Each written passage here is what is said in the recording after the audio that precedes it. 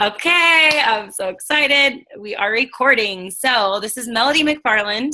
I'm going to let her introduce herself because she's the most amazing story. I will tell you that she was the very first ambassador in It Works. And I have been talking and talking and talking about her with all of you guys on the team page. So I'm so excited that she's with us. This is like a really big deal. This has been a big dream for me to have you on our Oh, that's so awesome. Wow. Okay, pressure's on. So just take it away. We're all excited to learn from you. We've got our notepads out.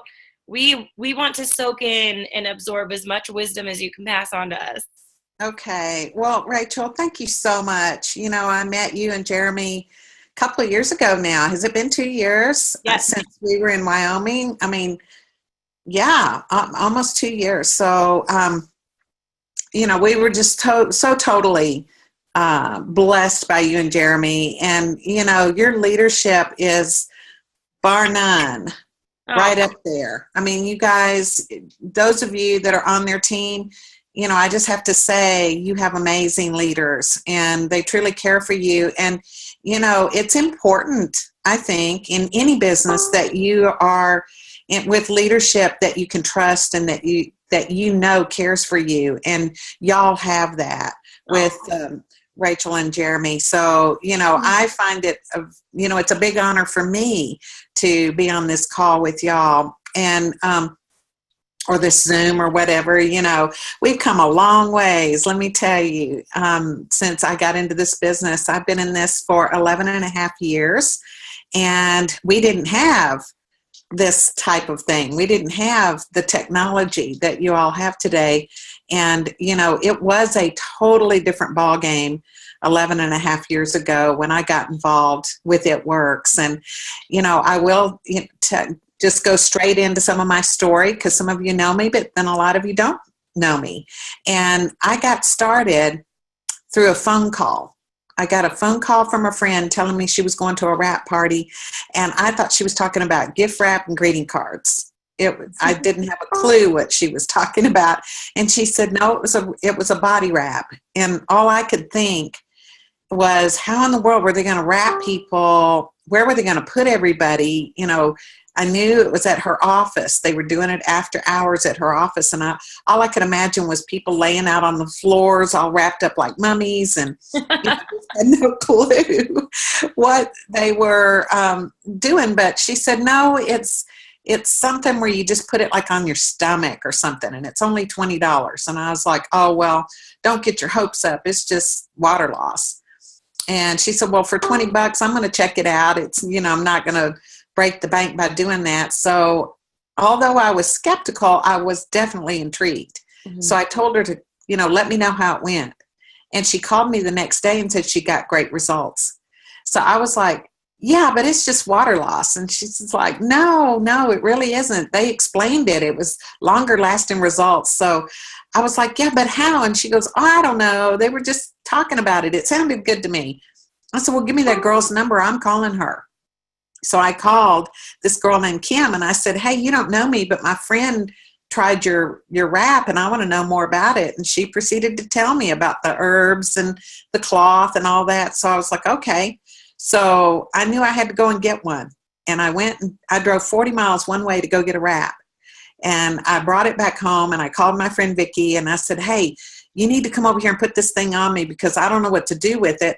And you've already tried it, so but don't say anything to Blair because I just don't want to hear it right now.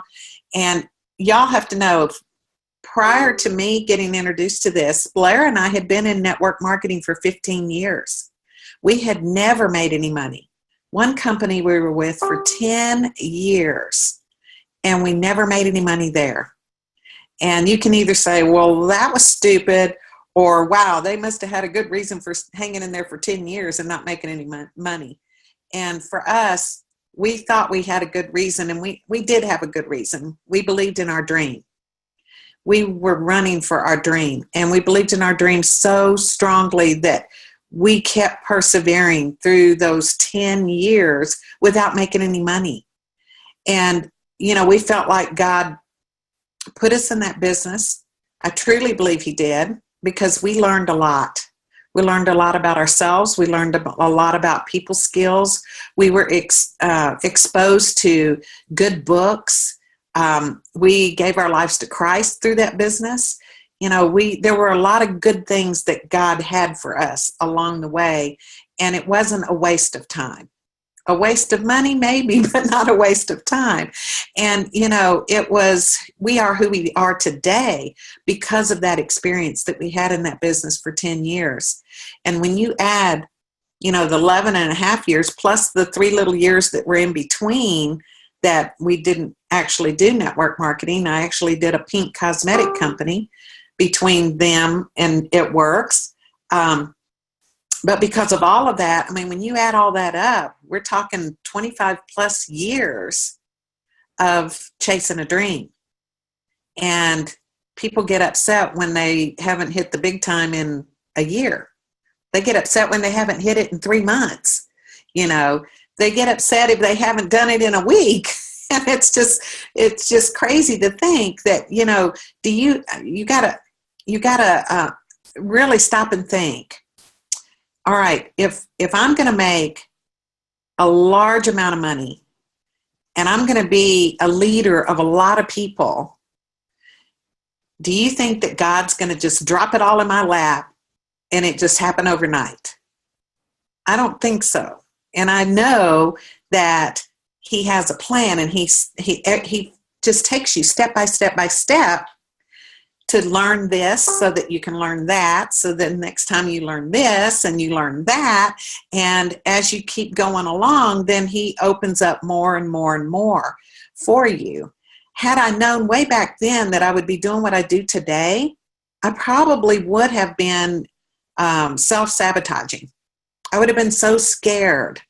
So God knew what He was doing. It was going to take a long time for me to get to the place that I needed to be in order to, really build a huge business. So I don't regret those years, and I am so thankful for them. But so I didn't want to hear it from Blair because, like I said, at that point I was doing a very pink cosmetic company, had been doing that for about 2 years. And I thought that was going to be how we were going to make our dreams come true. Blair had gotten so out of focus with his construction business during those first years when we were in network marketing that we weren't making any money. But he was so believing in his dream that he didn't put his full focus on his construction business.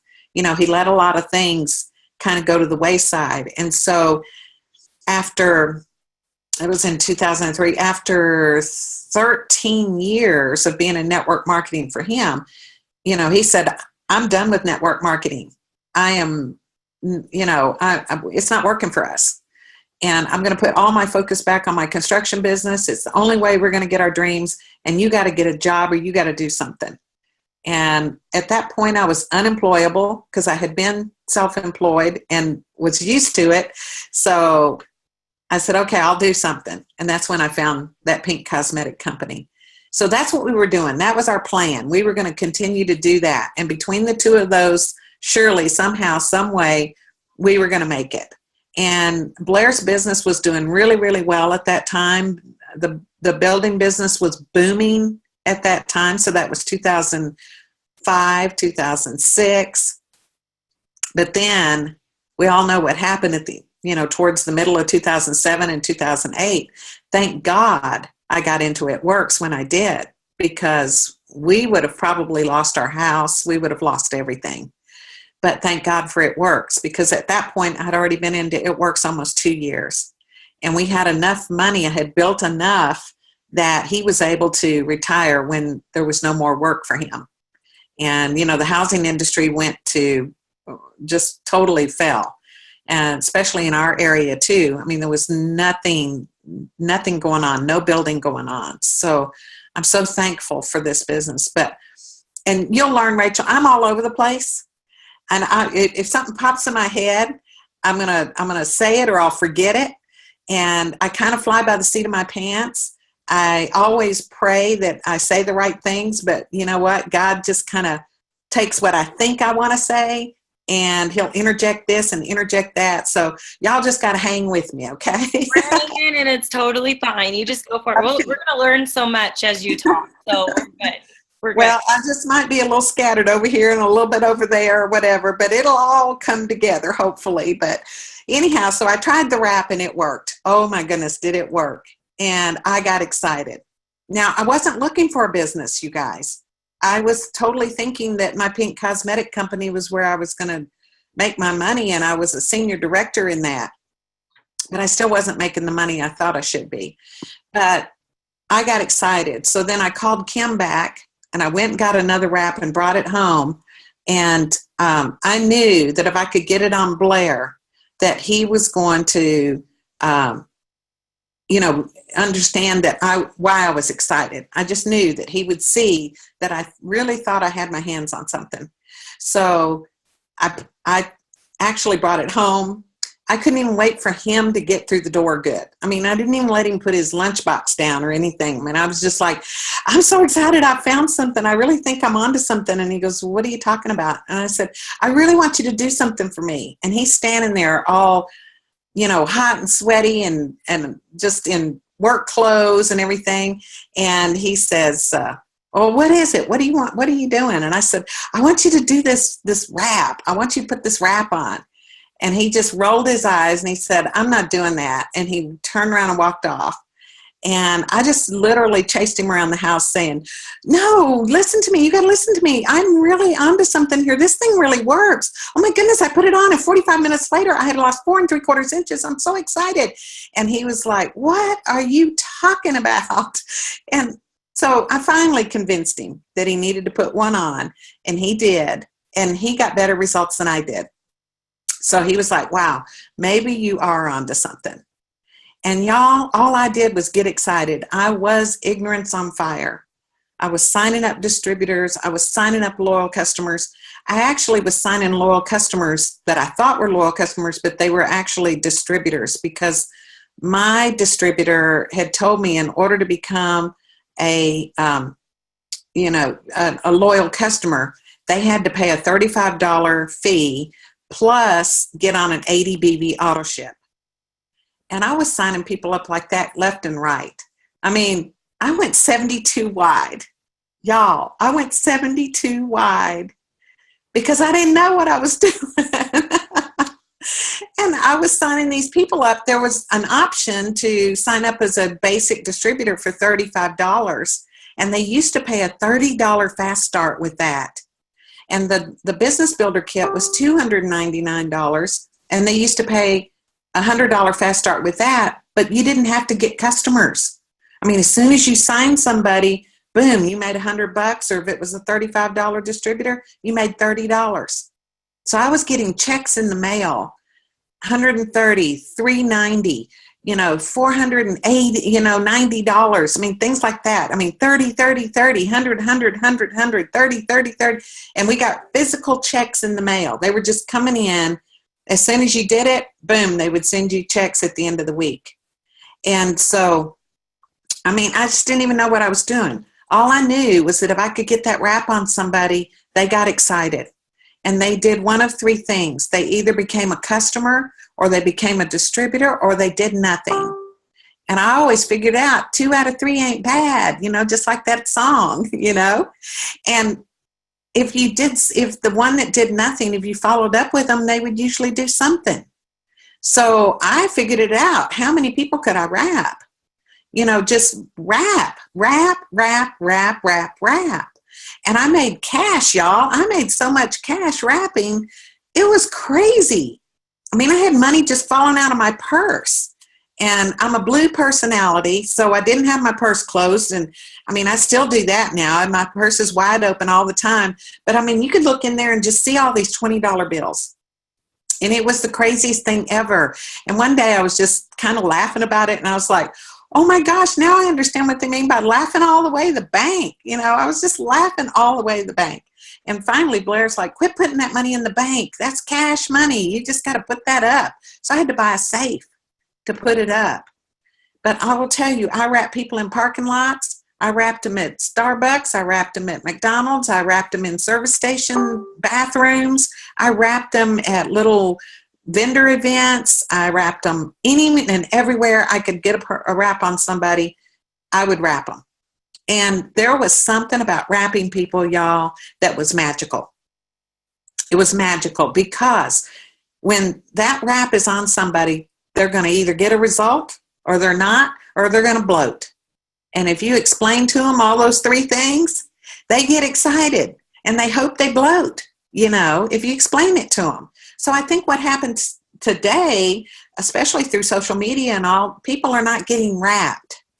They're not experiencing that wrap, which is so exciting. And because we as distributors who are building on social media have not really seen that wrap work, then you could be taken in and say, you know what, I really don't know if it does work or not. For me, every time I wrapped somebody, I would be praying. Before I had a lot of confidence in it, I knew it worked for me. I knew it worked for Blair. I knew it worked for my friends. But did it work on everybody? And so what would happen is that I would be inside just, so anxious for that wrap to work and thinking, oh, dear Lord, please let it work. Please let it work. Please let it work. And on the outside, I'm thinking, oh, you're going to love it. It works all the time. And, I just had that fear inside of me. And then whenever I would go to remeasure them and it worked, I'd just be like, thank you, Lord. Thank you. Thank you. Thank you, Lord. Thank you. And on the outside, I was going, see, I told you it would work. See, I told you. And they were people would go nuts over this wrap. And, the company never told us that we could not measure. They just said that we can't talk about inch loss, especially in a public forum. We can't talk about it on social media, can't talk about it from stage, but we can talk about it at our parties. If somebody loses 2 inches, you can say that at your party when you're, remeasuring somebody. And in fact, what I'm doing today is I'm not measuring them anymore. We had it down to a science. We knew exactly where to put that measuring tape. We marked it on both sides, above and below the tape, on both sides. It was down to a science. We just knew what we were doing. And now I don't care about that. But what I want them to do is I'm going to hand the tape measure to them and tell them, go ahead and jot down a couple of measurements. Just take 2 measurements, there somewhere on your stomach, and bring that back with you to the wrap room before you come back there. That way you can keep it. That's for your benefit. And, when we go back to remeasure, they are excited because a photograph doesn't always show. You can't see a 1/2 inch gone in a photograph, but you can see it on the tape measure. And Dr. Don used to say, the tape measure doesn't lie. And so I believe that was why we were so successful when we were doing parties or one-on-ones, was because we actually let people put that wrap on and we explained to them what to expect. We had no marketing materials. We didn't have the videos. We didn't have all the things that we have today. If we wanted a before and after picture, we would take it with a camera and send it off to be developed. And then we'd have to wait until we got it and we had the picture and we put it in a photo album. And nobody suspected at all that it was photoshopped because we didn't have that type of technology. Yes, there was a program called Photoshop, I think it was, but it was expensive and not just anybody could have that program. And so, our pictures were real.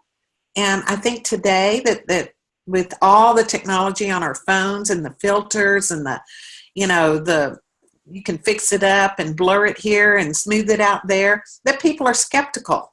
Even if you're being honest with your pictures, they're still going to think that you've done something to them. And so, I think people are kind of numb to the pictures. They don't believe it half the time. And I did a huge wrap party a few months ago, and everybody that came, nobody had tried the wrap, but they all knew about it and they had all seen it on social media. And when I asked them, why haven't you tried it? They said they didn't believe it, that they felt like the pictures were photoshopped. So that was a big aha for me, I was going to make a believer out of them. And so what I did is I pulled one girl up and I said, okay, I'm going to wrap you. I'm going to show you this thing really works. And I had her take a couple of measurements, and then I put the wrap on her in front of everybody. And then I proceeded to do my little bit. And when it was time to remeasure, she was blown away. She lost almost 3 inches over a couple of measurements. And people saw it right away. As soon as we took the wrap off, they could see that her stretch marks had diminished. And when I walked into that party, there was not a single wrap bought. Nobody had bought a wrap. But by the time I left, everybody had bought a wrap to take it home because they wanted to do it for themselves. That product is phenomenal. And I think we lose sight of that. That is our sizzle product. Having been in network marketing for 15 years prior to this, everything we ever did, the products were just, we weren't excited about them. It was, another different multivitamin or a different, pill for this and a pill for that. Nothing exciting. The cosmetics weren't exciting. It was nothing different. And what we have with the wrap, it is different. Nobody has what we have. And you got to learn yourself that this thing really works. And when you do that, you're going to be excited to share it. And, today, social media has been phenomenal. It has been phenomenal. What it did for our business, what in just a couple of years' time, the company couldn't do in 10 years. What social media did in just 2 years. When I came on board, there were a handful of diamonds and maybe 1 or 2 double diamonds in the whole company. And the company was 4 years old. And, it was slow, but we didn't know any different. It was painfully slow, but we didn't know it. I mean, I was making money along the way because I had wrap cash, and I made commissions because I had people buying the products, and everybody loved our products. That was the one thing that I noticed that was different out of all the other places or companies that we had done, that we loved these products. And the other ones, pretty much some of the leadership in the other companies, they would stand up there and say, now this isn't the company themselves saying it, because the company would never say that, but the leadership, the distributor force would say, who cares what the product is? Bury it in your backyard, throw it away, give it away, whatever. Just buy what you're supposed to buy and get everybody else doing the same thing and build your network. All about building your team. So we didn't care what the products were. And so that was what made the difference for me, was I got so excited about the wraps. And I just wanted to tell everybody about them. And my friends told their friends who told their friends and who told their friends. And it just took off like crazy. And I signed up end of June 2005. By May 2007, I had made enough wrap cash that I bought me a brand new ES350 Lexus. Yeah, seriously, cash. I mean, cash, y'all. It was crazy.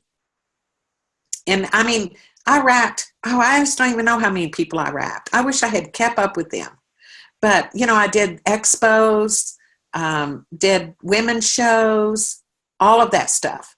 And so there would be, at these women's shows and these expos that we did, I would wrap 40, 50 people a day at those shows. We wouldn't be able to go to the bathroom hardly. We would have people lined up waiting to be wrapped. Waiting, because nobody had heard of it. Melody, I was going to pipe in here and tell you today, I met with a potential distributor of mine that I met in town, and she'd never heard of the wrap, never heard anything like it before, was completely intrigued by it, and she has got her act together. Like, she's someone everybody would want on her team, that kind of girl. Awesome. She was like, and she did mention too, there's something that you said, and it's so true. She just said that like a product like this, and it being health and wellness, she's a stay-at-home mom, but she was like, health and wellness, it's the biggest industry out there, biggest income producing. I was like, yes, it is. And she was like, so having a product like this, I could see it like blowing up. And I'm like, yep, it will, Yeah. Anyways, I had to add that because it really is about the wrap, and you're really focused on the wrap tonight.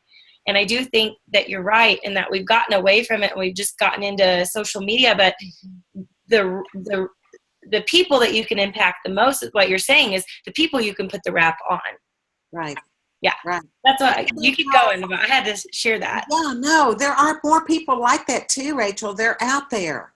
We just think we get into this trap of thinking that just because everybody on social media has heard of it, which they haven't, but because of the constraints and the algorithms and all that kind of other kind of stuff that Facebook has imposed on people like us, people have just seen it. They've just seen it. So, but they don't even have a clue. It's just like that party that I did. None of them had ever tried it. So you got to get yourself in a position where you can at least get it on them and let them try it. Now, I will say before you guys go booking all kinds of expos and everything, that today, that type of response is not the same.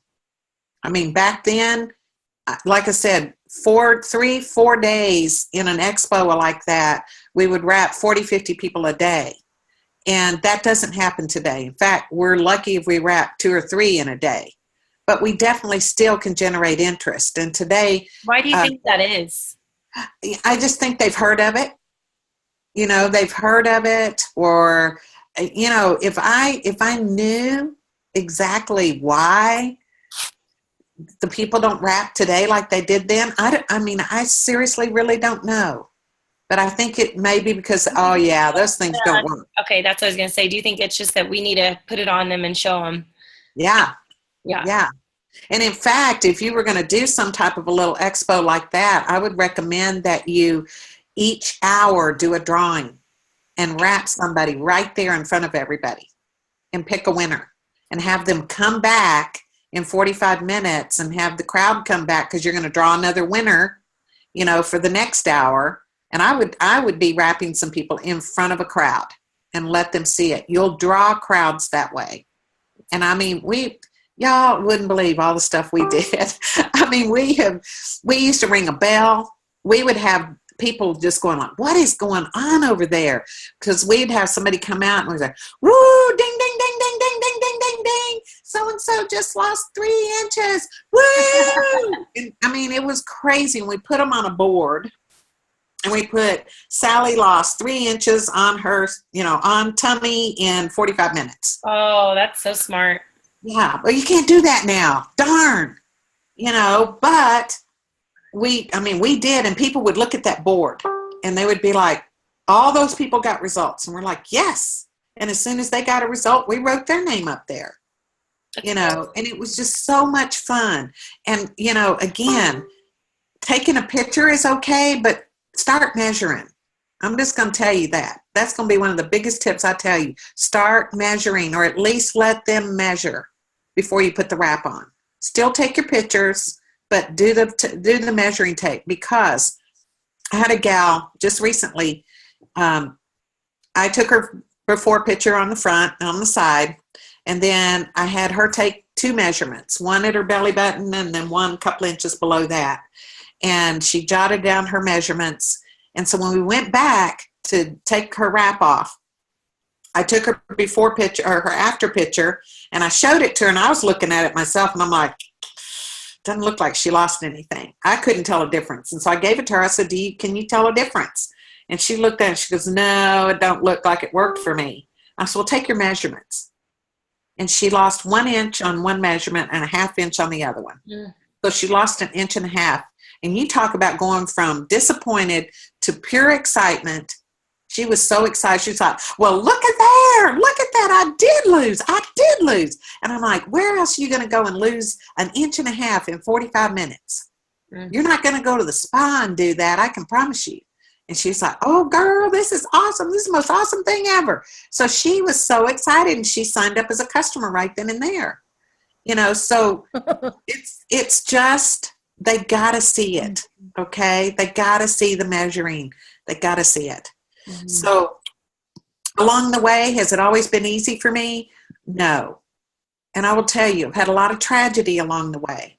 I've had a lot of things that happened, a lot of loss of loved ones as I was promoting. The company, I started in June 2005. In September 2005, I actually got into a depression. My youngest daughter had been killed in a car accident 3 years prior to that. And she was 21 at the time. And in September 2nd was her birthday. And so on September 2nd, 2005, she would have been 25 years old. And I don't know, I just went into a depression. And I did nothing with my It Works business for 6 months. Nothing. And every day I kept getting onto myself saying, you're such an idiot. You finally found something that works, finally found something that makes money for you, and you're not doing anything with it. And up to that point, I had about 100 people in my downline. And I was making, pretty good checks. I was making about $1,500, $1,600 a month. And I did nothing for 6 months.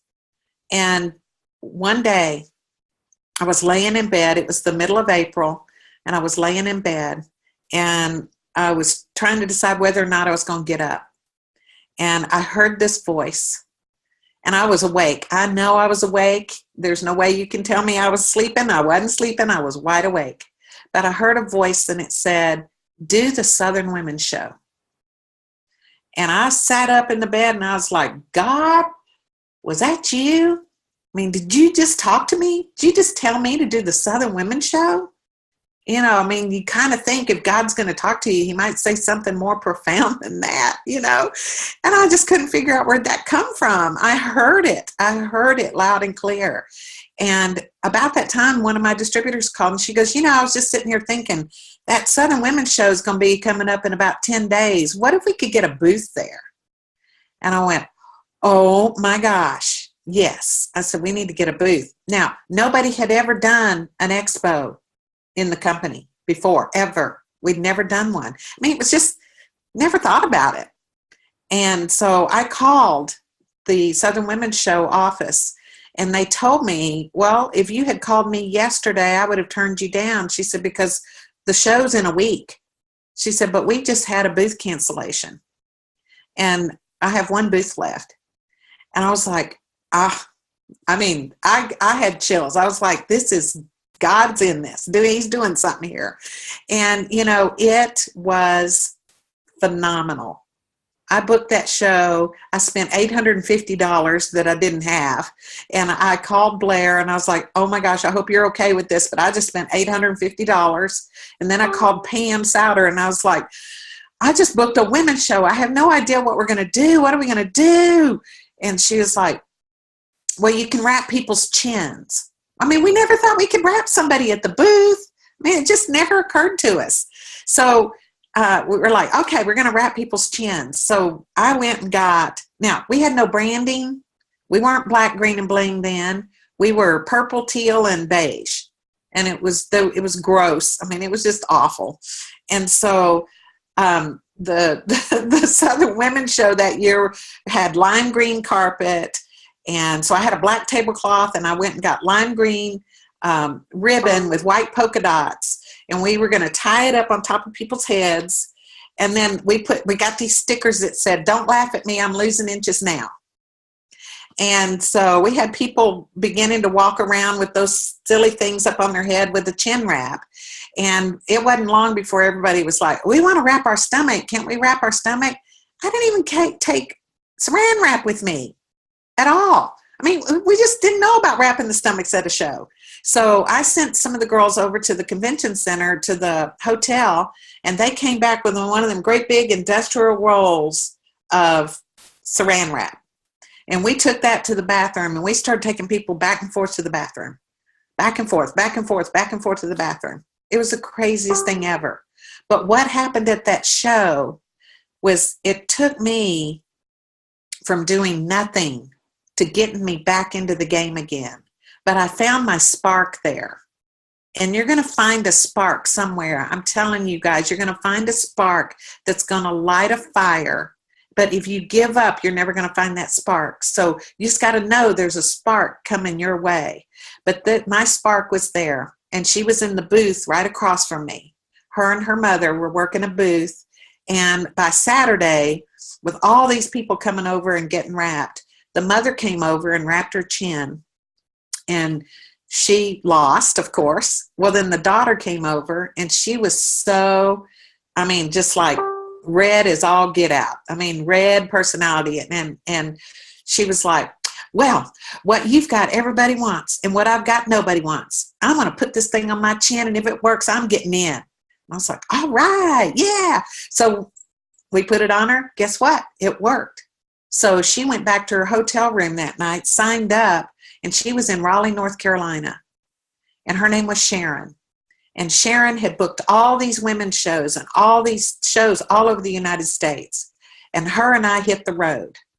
And we started building our business all over the United States. And one spark led to another spark, led to another spark. And that was where, why God had me do that show, because my spark was there. And that was end of April of 2006. By June, I went diamond, she went diamond. By September, I went double diamond, she went double diamond. We were building right along the way. And, by January of 2007, nobody had gone triple diamond yet in the company. Now, y'all, the company was 6 years old. 6 years old. Nobody had gone triple diamond. And Mark called all the diamonds and the doubles to come to Greensboro, North Carolina for a diamond and above meeting. There were 7 of us in the company. 7, y'all. And we came and we went to a steakhouse and we sat around a table.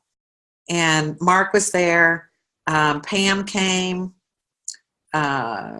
Rusty Lackey was there. I was there. My spark Sharon was there. And a few other people. And Mark issued a challenge. The first person to go triple diamond is going to get an all expense paid trip to their choice, Cancun or Jamaica.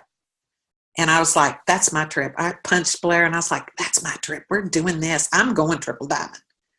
And it was crazy. That was January 2007. And I came out of that meeting, and that's when he introduced the cab bonuses. Up until then, we didn't have cab bonuses.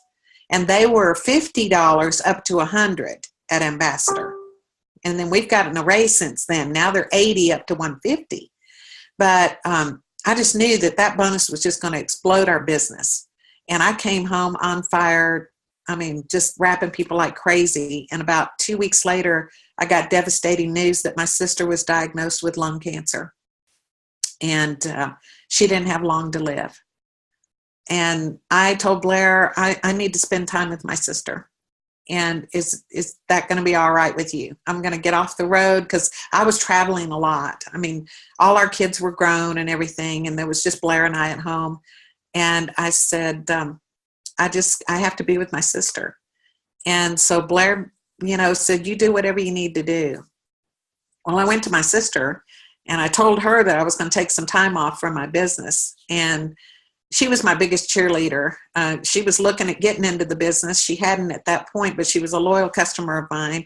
But she was my biggest cheerleader. She totally believed in what I was doing. And when I sat down with her and I told her I was going to take some time off, she just looked at me and she's like, this isn't about you and I. She said, this is so much bigger. She said, don't you realize this is what you were born to do? God put you on this earth for what you're doing right now. And she's like, look at these people that's lives are being impacted. And you think you're going to stay here with me? No way. And she literally pushed me out and said, you go build your business.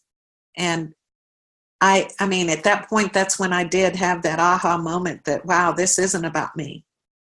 And so I went to town. I mean, I really worked hard. And by the end of March, I went triple diamond, and I was the company's first triple diamond.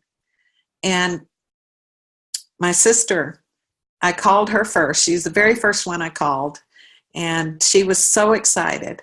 And she was like, I knew you could do it. I just knew you could do it. And y'all know, it was 1 week later, she passed away. And that same week, she died on Monday, and we buried her on Wednesday. And Thursday, it was the first week in April, was the Southern Women's Show. It had been a whole year since I had been at that first Southern Women's Show. And I had a booth there. And I was at that Southern Women's Show. And because I knew that I had girls this time that were new, they didn't, they had no idea what they were in for at that show. And so I had to be there. But then I kept hearing my sister saying, this is not about you and I. This is so much bigger than us. This is something that God has for you. And I truly believe that. I believe that everybody who stays in this business and who is called into this business, that it is a calling and that it is your purpose. And whether you realize it or not, God really has a big plan for you. If you'll just stay in there and just stay the course, He's going to use you to change other people's lives. And so, that was really, really hard. And I still have days where I get depressed. I mean, losing a daughter, and then I lost my sister. Well, I'm making the run in October of the same year, 2007, and I'm going presidential. And the company didn't have a presidential either. And so it looked like I was going to be their first presidential. And then my dad died. And that was a little bit more understandable. I mean, he was 82 years old and he had been sick, but still, I was a daddy's girl. And we were having our very first conference in Tampa, Florida. The company was still up in Grand Rapids, and they hadn't moved to Bradenton yet. This was 2007, but they were having a conference in Tampa, Florida, and it was the first real conference that our company had. And because at that point we had about 300 or 400 people that would come to that conference. So, but anyhow, I was supposed to speak at that conference. And my dad died on Wednesday, and we buried him on Thursday in a graveside service because my mom said, you're going to Tampa. You're going to be in Tampa on Friday. And we were able to get that done, and I was in Tampa because, again, it wasn't about me, okay? It wasn't about me. And through the grace of God, He allowed me to be able to speak and do what I needed to do. And, that was October 2007. And it was 2 more years before I went ambassador. And I was the company's first ambassador in October of 2009. But again, I had tragedy strike again as I was going ambassador. In fact, I had my presidential already, she was done. This was the 25th of October. And everybody was in place. I already had my presidential. I had my 2 triples. I had my 2 doubles. What I lacked was one of the doubles needed some volume. She needed about 6,000 in volume. That's all I needed to go ambassador. And I didn't tell anybody what I needed. Okay, so this double didn't know that I needed her to be double again. And she had qualified double month after month after month after month. And for this month, her volume had fallen. And I didn't tell her I needed her to be at back up to double. And Blair and I had I was supposed to be in Puerto Rico. We were leaving on October the 30th. We were leaving because we had a show that was starting November 1st. In Puerto Rico, doing a hair show over there, and Blair went with me. And on the 25th of October, I'm looking at my chart, I'm looking to see what do I need. And, I had called the girl that was the double, and I was just saying, hey girl, it looks like you're just a little bit away from being double again. Are you looking at being double? And so I didn't tell her I needed her. And she was like, I just don't know. That's a lot. I just don't know if I'm going to do it or not. She said, but I'm kind of disappointed that it's the first month I haven't hit double. And since she had been double. And I said, well, if you need my help, you let me know. And right after I got off that call, my mom called and said that my nephew, my brother's only child, had died suddenly with pneumonia. He was 33 years old. And the same day, I got another call from my mom, and she said, you're not going to believe this, but your uncle passed away of a massive heart attack. And he was my favorite uncle in the world. It was my dad's brother. So two people that I love dearly died on the same day, on October the 25th, 2009. And at that point, I was like, oh my gosh, what am I going to do? You know, I've got to be in Puerto Rico, and, you know, what are we going to do? And, you know, again, my mom said, we're going to take care of it. My uncle was in Missouri. So we buried my nephew and got in the car, drove to Missouri, spent the night, buried my uncle, and then we were back the same day. And then I was on a plane the next day to go to Puerto Rico. And at that point, I was really upset with God. And I thought, why is this happening? Why does this continue to happen, Lord? And I was just done. And that was on October the 30th when we flew out of there. That was Blair's birthday. I didn't even wish him a happy birthday. I didn't even know where I was. I just didn't even know anything. And the next day, on the 31st, I mean, we didn't have internet service like we're supposed to. I mean, it was just very, very primitive still. And I had actually forgotten my cell phone at home. So I was having my friend that was staying with my dogs. She was going to ship my cell phone to me and overnight it to me. So I didn't know that I had a phone call from my Double Diamond telling me that somehow, some way she was going to get that volume, that she would be Double Diamond before the night was out. And I didn't even know that. And sure enough, she did it. And I became ambassador. And I will tell you, that gal was my first spark. It was Sharon. It was Sharon. She did it. And I didn't even ask her to do it. But God just put it on her heart that she needed to get it done. And because I didn't even look at anything. I didn't even know at that point, I didn't think I was going to be ambassador. And I became ambassador.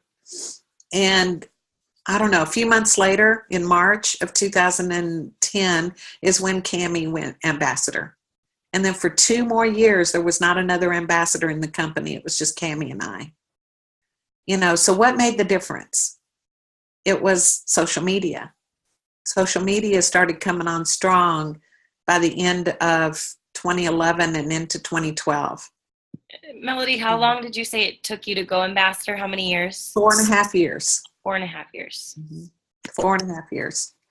And, you know, I look at myself and I go, you know what? I did finish high school, but I didn't have, you know, I just worked several different kinds of jobs, and I was just a mom. And, you know, I wasn't anybody I was so insecure, y'all. I mean, so insecure. You have no idea. I always worried what people thought about me. I always felt like somebody else was more eloquent, was just sharper, wittier, just had, you know, things just came out of their mouth so awesome. And I'd be like, blah, blah, blah, blah, you know. And I always worried about what people thought. And if I could do it, y'all can do it. And I did it without any kind of social media. I mean, it was all face to face. But you know what? There was something magical about that. It was because of the relationships. You know, we didn't know about the charting that we did was people, that we were charting with people and calling them and working with them and saying, what do you need? Here's what you need. We didn't do what a lot of people have done, which is just methodically placing people in a box and then just hoping that somebody would stick. because a lot of that went on. Okay? A lot of that went on. I mean, we worked with people who wanted to work. We didn't build anybody, because that's not network marketing. You don't build people, you don't build their business for them. And so what started happening on social media was there was so many people coming in. I mean, it was like shooting fish in a barrel. You know, people were getting 40, 50 people in a month coming into their business. You had to do something with them. So that's where I guess we'll just start putting them in the boxes and just start filling it in. And it created an atmosphere where people were building their whole business. They did it all. And they didn't have anybody who was building their business. And they were hoping to find people who would take the gun and run with it. And when I built, people built their own businesses. They got their own customers. They got their own distributors.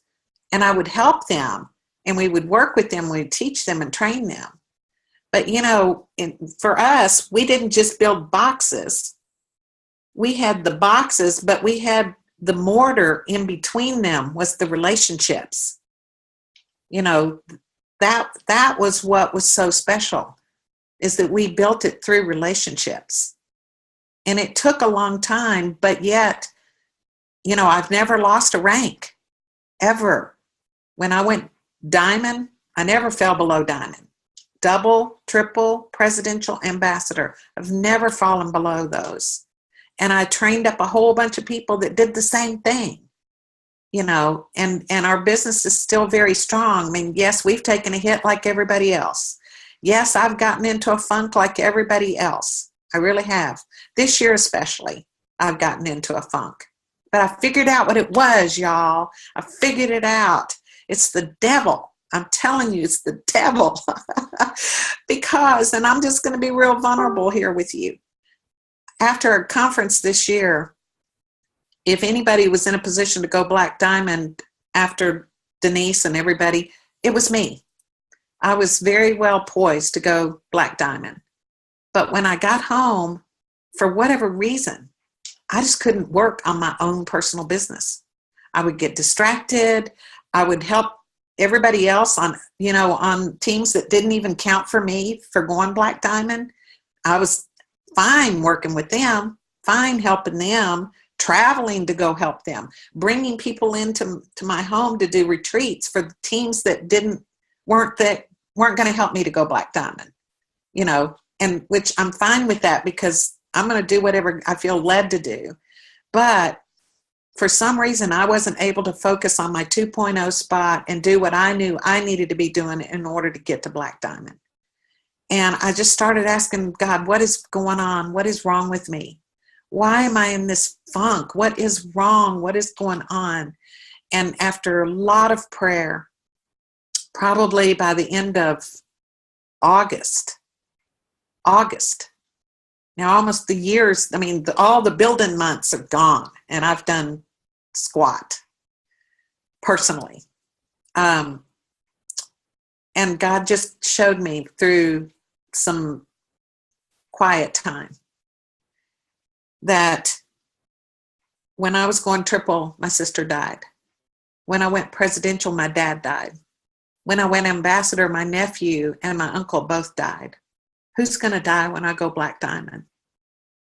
And that was what was subconsciously holding me back. And I have a brother who is suffering with MS, the one that lost his son, and he's not doing well at all. And so I think there's that fear that something's going to happen to him. And, you know, and that was a real fear. And thank God I realized it. So now I can fight it and speak life over my business instead of subconsciously speaking death over my business. But, you know, you got to figure it out what it is. What is holding you back? There's always going to be something that holds you back. And you may not know it on a conscious level. It may be on a very subconscious level. But if you seek the Lord and keep asking him, what is it? What is it? What is it? He will show you. Somehow, some way, he'll show you. And, you know, so that's what you have to figure out. What is holding you back? What's keeping you from achieving all that God has meant for you to achieve? Is it fear?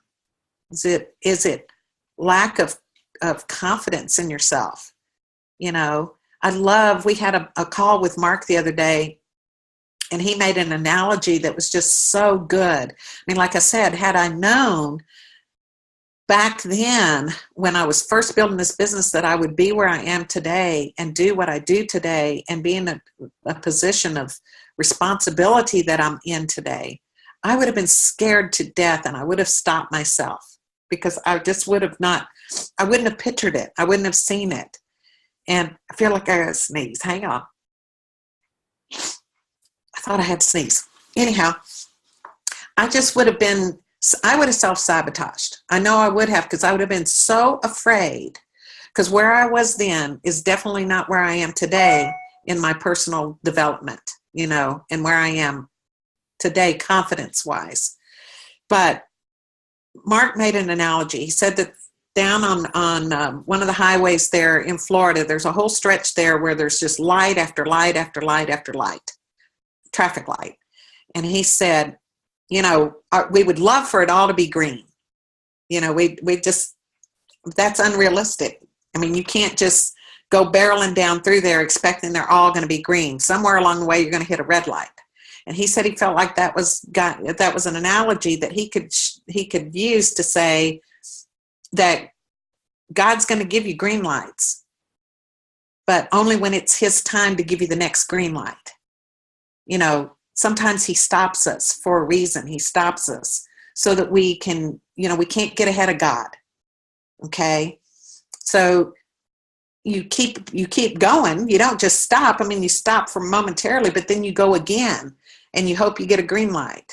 Okay. But you might get another red light, and you might have to slow down and kind of take notice. What is it? So, I mean, I thought that was really, really good, what he said. And then he also said, you either have to innovate or you will evaporate. And so right now, with the way things are in this business today, we got to innovate, especially for people who have been in social media, just building strictly on social media. They have, it is necessary to innovate, do something different, get out from behind the computer. Just go out. What do I do today? I'm still not one to build on social media. I never have been able to. Y'all, there were times when Mark would have something going on, or he would be given double fast starts or something, and I'm just begging for a customer to finish out to help somebody where I can get a double fast start or something. And I mean, there would be times when I'd be so tempted to just ask one of my superstars on social media to just go, hey, will you just let me have one of your loyal customers, and then I'll give you one, maybe a month. It might be 2 months before I get one, but I'll give them to you when I get back because I need to hit that deadline. I mean, people were just getting them just like that. I never had that. Never. And so, I don't know what that feels like. I think the most I've ever done in a month might have been 10 distributors in a month, or whatever. So, but what I have done is work with people, and I interview people, and I make sure that I work with people who are who I want to be in my business, who I want to be in my business, especially as far as enrolling them. I'm picky. I don't let just anybody come into my business. And I think with social media, we just let anybody come in. And our company has suffered for it, to be honest. And so, you want somebody who has integrity, somebody who is a person of their word, somebody who's honest, somebody who's fun to be around, So interview people, be very selective. Don't just. How do you do it? Like, what do you say? What are some of the techniques that you use to, seal the deal with distributors or interview them? I want to make sure that they have a reason for doing this. I want to see how hungry they are. I want to find out how much time are they willing to put into it. How many months are they willing to put into it before they start throwing in the towel? Are they willing to give it a year? Now, just because I get all the right answers doesn't necessarily mean that they're going to do all the right things. I've got people that'll sign up after telling me everything the right, and I'm like, okay, great. Yes, you're going to be awesome at this. And then they disappear. I have those too. But your odds are more in your favor if you can really establish why would they want to do this business. Otherwise, don't be afraid to tell them, you know what, I think maybe you should be a customer for now. Mm-hmm. And let them become a customer, because some of our best distributors were customers first. So don't be so anxious to just sign just anybody up. I mean, it's like if you go to a job, have you ever been on a job interview? You're there hoping that you say the right things to that interviewer so that he'll hire you. And you have to fit the bill. You have got to fit the job. If you don't, they're not going to hire you. Well, you got to think about your business in that same way. Put a value on it. Mm-hmm. If you let just anybody in, you have devalued your business. And I'm not talking about their social status in life. I'm not talking about the way they look. None of that matters. I don't care if they were off the street. If they're hungry and they've got goals and dreams and they're willing to get out there and go to work and do it, I don't care what their background is, So be selective. That's okay. Build your business with integrity. Build it through relationships. You've got to love on people. This whole thing goes really good when you build everything through love. Mm-hmm. It really does. That's so good. I just, there's just, you just shared so much. We got pages full over here. I've got another girlfriend with me that does this, and, we're just amazed by the things that you say, because it's so true. And, there's a lot of methods on how to teach. And honestly, I think that, a lot of us were just taught to just, make sure that you fill the box, make sure you're filling the box first and do that. But I love, that you're talking about just build with the people who want this with you, that are signing customers, that are signing distributors. Focus on those few people, because when you do, then your business will flourish. And you said it's like the brick and mortar. It's like, it's like the glue that holds it together. Yeah. And so you're not like losing rank, because you're building with people who want this as much as you do. And you're teaching them to build with people who want it as much, and they want it as much, and they want it as much. So you've got layers of like glue. Yes. Because you've got really hard workers, and they're not just filling space. Right. I really like to equate it to the story of the three little pigs. Oh, it's so good. Remember the story of the three little pigs? You got the ones that one built with straw, and the other one built with sticks, and one was building with bricks. And the one that built with straw and sticks, they're out there having a good time. They built their house, they built it fast, and they're having the time of their life, and they're out there enjoying life, and they're buying this and buying that, and woo, look at me, I'm awesome. And they're just having a big time. And the one that's building with bricks is over there going, what is wrong with me? I'm doing something wrong. Oh, wow. And they're still just putting the mortar in, and they're just slowly, one brick at a time, putting it in, and, just thinking, what in the world am I doing wrong? I'm doing something wrong. While the ones with the straw and the sticks, they're just living the good life, But then when the big bad wolf comes and the storms of life come, it's going to blow down the house of the sticks and the straws. They're blown totally down. But no matter how hard and how puffing that wolf gets, he can't blow that brick house down.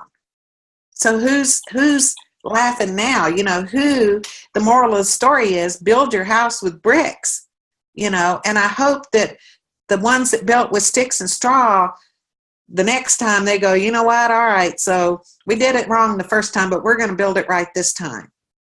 And they come in and they start building with the bricks. And the mortar is the relationships. It is falling in love with the people. Mm-hmm. And it's so worth it. Don't be so quick to get angry at somebody. There's always two sides to every story. Don't be so quick to judge people. Just treat people like you would like to be treated. And don't be so quick to anger. Just think about it for a minute before you respond. When people do things that upset you, just think for a minute and don't respond just so fast that you end up slamming a door on somebody that could have been your rock star. So you just if you do everything with integrity and love, you just can't go wrong. You really can't. And even I've got people with me that have been with me since day one, and they've never gone past Ruby. But they are good distributors. They show up to everything. And for whatever reason, they've just been marinating all this time, marinating. And I believe that when they're ready, when they're done, boom, they're going to go crazy with this, and they're going to build, and they're going to be what I need to go Black Diamond, So, but had I not valued them and had I not loved on them, now I don't wait on them, okay? I'm not waiting for these people, but I make sure that they're included in everything. And if they come to mind, I'll send a quick little message to them, just let them know that I love them. And you know what? They stay year after year because of that. And they're growing. They're reading the books. And I'm going to tell you a good book to get if you hadn't already got it before we finish here. What to Say When You Talk to Yourself by Shad Helmstetter. What to Say When You Talk to Yourself. This is powerful. It's, it takes, the power of life and death is in the tongue. What you say is what you get. As a man thinketh in his heart, so is he. So what you say is powerful.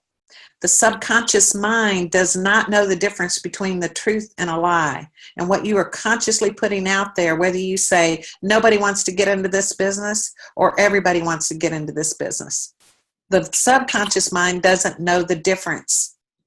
And if you keep saying, nobody wants to do this with me, nobody is getting in, nobody wants to be a distributor, then guess what?